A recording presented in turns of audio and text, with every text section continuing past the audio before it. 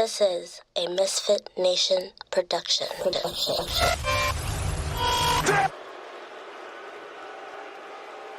You want to be a friend of the cartel? Ladies and gentlemen, making their way to the studio, they are the most dangerous podcast in sports entertainment.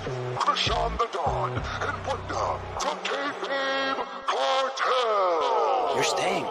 You belong to the cartel now.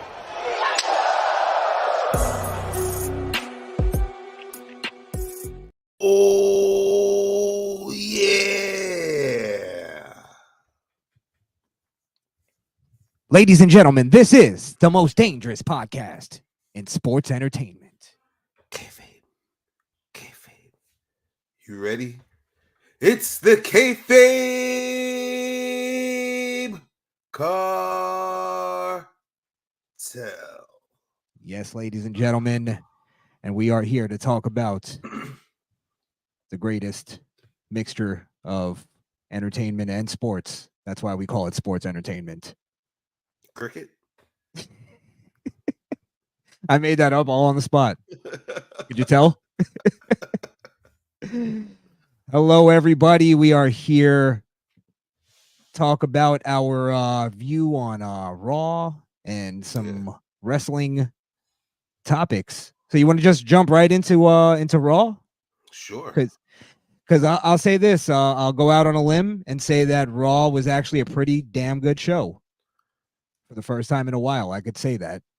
I didn't see what you saw for it to be so great. Well, we had first off, I thought Braun Breaker finally had a really great showing. Okay. Should have been basically came out, cut a pretty decent promo. Wasn't the amazing, but it got to the point, and then speared Sami Zayn out of his fucking shoes.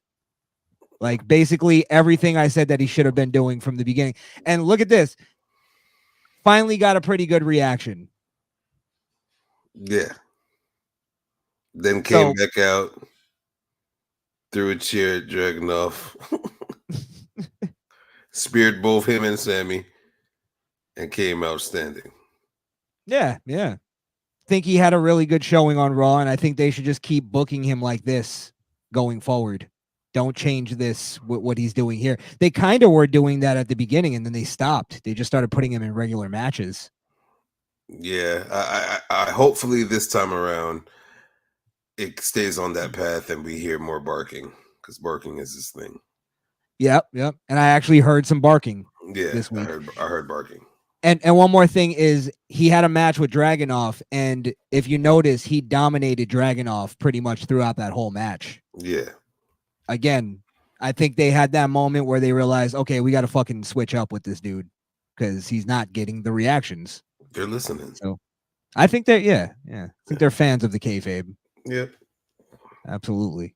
I thought also Rhea Ripley came back. I mean, that was like, I'm not excited for her coming. Sorry, go ahead. Mommy's returned. Mommy's returned. Home. Mommy's home. I think she said mommy's back to him. Yeah.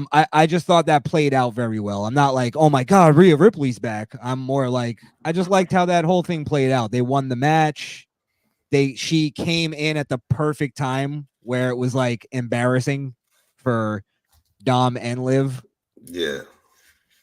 I remembered Damian kind of threw out a little hint that she was coming back to at the beginning of the show. Did he? Yeah, he was basically like saying, he said to, I think, Finn, he was like, oh, when Dominic sees what's going to happen tonight, he's going to, or he said something like that, like something's going to happen.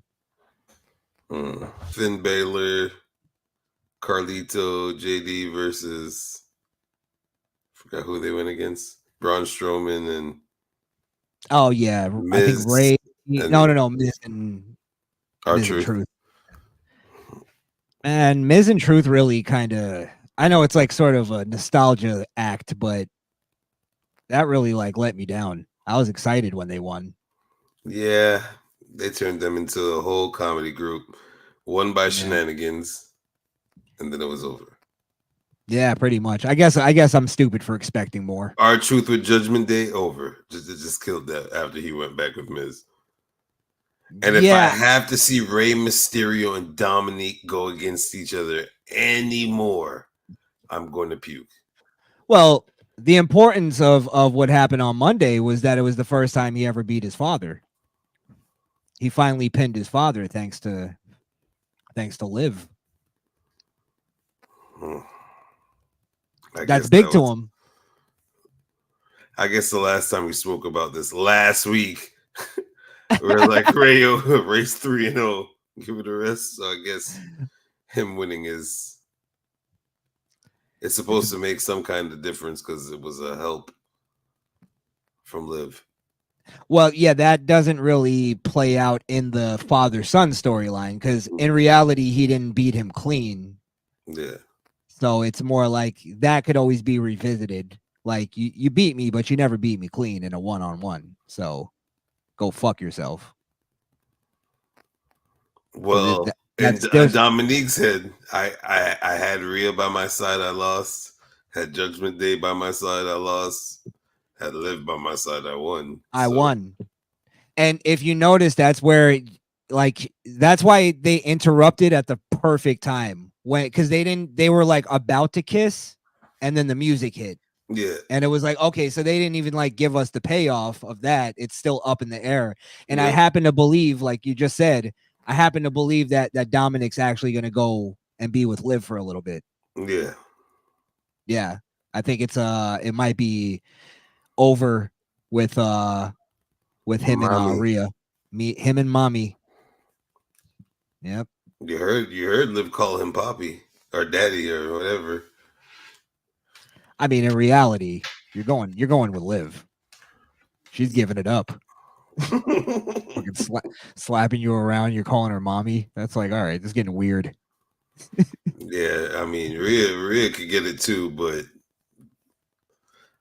if it was a choice between her and Liv, I'm going Liv. Yeah.